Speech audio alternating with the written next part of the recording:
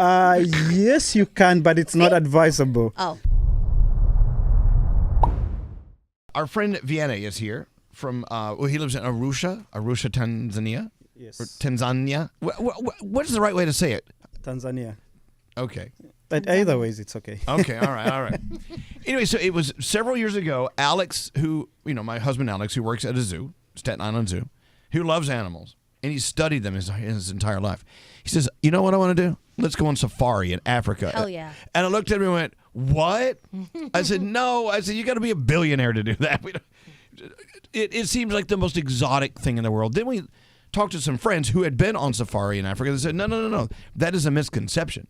You can actually spend a buttload of money on safari, or you can do it with a lot less money, and you can still have the same animals coming out, the same wildlife coming out to hang out with. And I'm like, okay, we went. We became addicted. We've been 4 times now. Stop it. Maybe 5, 4 with you or 3 with you. So 2 with me, and you have been to Rwanda as well. Yeah. So almost 3 or 4 times. I don't know. I lose count. So we were lucky enough to be connected with Vianney. We went out to the Serengeti in Tanzania. We slept in these beautiful tents with colonial furniture and rugs and things, and it wasn't like you're living in a raw tent. It was a tent, but it was nice and luxurious. We were glamping, and then we started learning from you, Vianney. You started teaching us about these incredible animals and what they're all about, and then it was amazing. So we've been back to see him. So anyway, welcome to the show. Thank you. Every time you come here, everyone loves you. I love them. He I loves love them too. He loves you too. I just have so many questions because where do you want to start? What a life he gets to live being around these animals all the time. What have you encountered recently? Well, since last we saw you maybe a year ago, have you seen anything fun or new or different, or an elephant, stomping on a car, anything? God. Nothing like elephant stamping in a vehicle, something like that. But it's always when you go out, it's always different. Like you might be in the Serengeti for 7 days, but every morning that you go out there, it's different. You see different things. You might be going through the same area, but you'll see different things as you go. Maybe you were there yesterday, you didn't see lions. Now you're there today, you see lions. Either you saw lions who are sleeping yesterday, today you see lions are hunting or they're playing. So it's always different. It is. And in the morning when you hop on and you go out before the sun rises, and Vianney calls it reading the morning newspaper. Yes. You get to see what happened nocturnally, what happened overnight. And that's where a lot of the hunting takes place, right? Yes. So as Gant asked, so last year I was out with my friend Wayne, and he brought in 2 boys that he wanted to introduce them on safari with their dad. So we were just driving back to camp, and I saw this lioness, and I said to them, hey, there's a lioness somewhere. They asked me no, you're lying. I said, no, there's one somewhere. It was maybe close to a mile from where we were. And they said, how do you see that? So I said, okay, wait. So we waited for 2-3 minutes, and that lioness came out, and she was looking around, and I said to them, hey, this lioness is going to hunt. And they said, no, you're lying, because, it's about 6 in the evening. And they say, no, they have to wait for the sun to go down and everything. I said, no, just wait. So we stayed there for 10 minutes watching this lioness. And she had seen a warthog and a baby wildebeest that we hadn't seen yet, because they have very powerful eyes. And then she started going down, crawling. And I said to them, okay, have your cameras ready, because she's going to get some food. And, out of nowhere, she started running, and we saw this baby wildebeest. And she went for the wildebeest. And there were 26 lionesses with their cubs around that area that we didn't see. Oh. So they all, as soon as they had the mom bringing down the wildebeest, they had that wildebeest call that she was, fighting for her life. They all came out, and we were surrounded by them, 26 lions surrounding our vehicle. Isn't that Oh my God, that's awesome. And by the way, Danielle, If you're a little weirded out about how, they go after wildebeest, eat them, you saw Lion King on Broadway yesterday. I saw Lion King. I saw lions yesterday and hyena. It's the circle of life. I know it is. It's a beautiful representation of when that. he said a baby one, I go, oh, a baby one. Well, Easier prey. good eating. Anyway, so you learn so much about, let's talk about the lionesses. I was most intrigued by the lionesses and how they raise their cubs and they help each other. It was really, truly a great example of women helping women, right? Yes. The lions are out there doing their thing. Big old cocky lions. Where are they? They're nowhere to be found. They don't need them. The lionesses are always there for each other, right? Yes. And they take care of each other's cubs. If, God forbid, something happens to one of them, the cubs will be taken care of. Aw. It's a great Yes. system they have going on. I love it. Yeah. So they have this old female in that particular pride.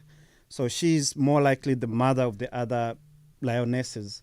So she's always the one that initiates the hunts, initiates where the pride moves, and something like that. So if it happens like one of the mother dies and she has got cubs, she will inherit that cub and take care of the cub. But not even that. The lionesses, they go to estrus at the same time. You have to explain what that means. So the estrus, it's when the female animal goes to hit, be ready to mate with the male. So the lions, two of the lionesses or females in that particular group will go to hit at the same time.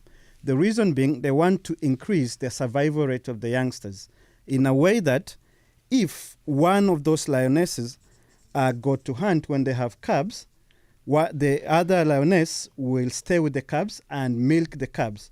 Because the female lionesses, they are related by DNA, the one that stays in the same pride. So they have the same DNA, they can milk the other cubs, and the cubs can survive while the other lioness is looking for food.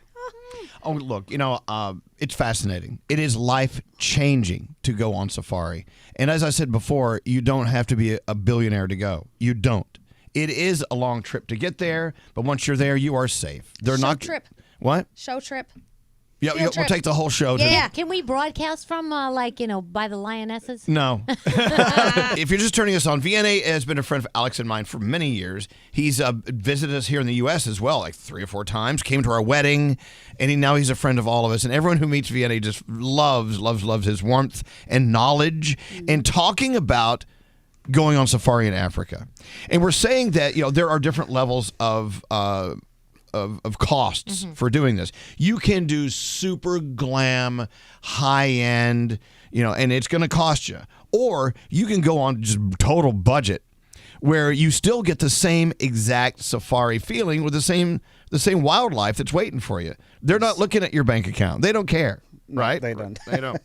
So we have posted on our Elvis Duran show the link to go to meet VNA and see his photography, and he also tells you and explains to you in his information how to sign up and find out more information. With that said, he also has an organization I want to talk about in a few moments called Self-Awareness for Everyone. And I love how you're looking out for your community locally, right there in Arusha, right? Yes. In Tanzania. Yes. There are boys and girls going to school. The boys really don't understand the girls, and there's a divide there, and they're actually bringing them together to make guys understand what girls are all about, right? Yes. And we'll get into that in a minute. No problem. Okay, back to safari. Questions for VNA. Go. Do you guys ever go out at night when the animals are hunting, or is that too dangerous? So there are places you can do what we call a night game safari or night drive. Mostly you do it for like 2 to 3 hours and then you go back. So you go with a flashlight, a big flashlight, and then you scan around to see what you can see. Because we also have nocturnal animals, the animals that you won't really see them during the daytime, and they come out at night. So you do that. Yeah, we have few places you can do that. The way it works, you wake up in the morning, you take a nice hot shower. And by the way, in your tent, someone actually goes, "Hello, water's ready." And they boil water in these big pots on an open fire. They pour it in a cauldron, which is above your shower. And then you pull the chain and the hot water comes down. You take your shower. Oh, wow. And that's, if you're not on a resort, you're actually in your tent, right? Yeah. It's fantastic. Then you're out and driving as the sun comes up over the Serengeti. It's as big as a sun as you're ever going to see in your life. And then you see what happened overnight. when it gets hot in the afternoon, you come back for a little while, take a nap. Then you go back out when it starts to cool off, and you see the things at night that are going on, right? Yes. Sometimes. Yeah. So, like, the day really is divided into two, like the morning safaris and the evening safaris. But sometimes people say, like, oh, we want to spend the whole day outside because, they feel like, oh, we just need to be outside here the whole day. And we do that. We leave the camp or lodge at about 6 in the morning, and we'll go back at 7 in the evening. So we have the whole day. We have breakfast out. We have lunch out. We get somewhere. It's safe. We bring out the food. We eat. Sometimes you might see animals on a distance. I've had lions. I've had elephants on a distance as we're having our lunch. And then get into the vehicle again and do the game drive. And in the evening, we go back to the camp or lodge. And then we have what we call a bush TV, which is the fire. So it's only one channel. You sit by the fire. It's a great show. High It's ratings. only one channel. And then you share your day stories and how your day was with other guests and everything. So you also have that time where you can, sit and relax and enjoy your drink as you wait for your dinner. Oh, there you go. I have a question. Yes. What do you tell people who are so overexcited about being there they want to touch and hug all the animals? This feels pointed. Like Gandhi. Yes. So before the beginning of the trip, we'll brief you of the do's and the don'ts. Mostly the first 2 days on safari, it's when people are very excited wanting to touch the animals because, it's a dream come true moment for them. Yeah. So the excitement build up and they're like, they see elephants or lions and they're like, oh, we want to go out and touch them. But as soon as they see how big these animals are and the animals don't really care about them, they're doing their own stuff and people are like, okay. So these animals are not like how we used to think they are. So you slowly, the safari bug, what we call, gets into you and you start understanding the animals because your guide tells you more about the animal behavior and you get to understand them and you get to relax and you get to enjoy them even more. Okay. It's Okay, great but- because you're there to observe. Sure. And you observe, not be a, observe. not be a. Always has a butt. You don't want to be a part of it. You want to observe. So I read that elephants think humans are cute, like humans think puppies are cute. Where did and you I've read also, that? Online somewhere, probably a meme. But also because of that, and I've seen all these different videos where the elephants will approach the vehicle and then they kind of stick their trunk in. Sometimes, if it touches me first, can I touch it back? Yes, you can, but it's not advisable. Oh. So what happens is I've had moments where elephants have come right into the vehicle. I love elephants. Yeah. Like elephants are my amazing. favorites. Same. People have been on safari with me. They know how much time I spend with elephants. And they always come close because I know how to treat them nice. I sort of like speak to them in a very good tone. Mm-hmm. So, because elephants are very intelligent, so you speak to them, you give them that good tone. Your voice tone tells them your behavior, if you're a good person or a bad person. So they can learn that from your voice. So if you speak with them gently, these guys will approach the vehicle, they'll surround the vehicle, and I've had them putting trunk inside the vehicle, but I've always tell guests, do not touch it. Okay. Because you give them another feeling, and you have your scent or something you applied in your hand. So if you touch them, you're leaving them with something, what we call a foreign object or a foreign smell that most of them won't really understand. That's you, Gandhi. Fine. How would Miley Cyrus talk to the elephants? Oh my God, elephant, I love you so much. Come over here, let me tuck ya. That would be the elephant leaving. Why do I feel like we go on safari with Gandhi, we come back with one less person? Yeah, I'm staying. Well, let's not do that. I'm staying. That's a good way to get rid of Gandhi. What's scary? What's I have up? the opposite question, because scaredy cats like me, tell me, what is going to prevent these animals from jumping out if I'm in an open-air Jeep driving down the Serengeti? What keeps them at bay?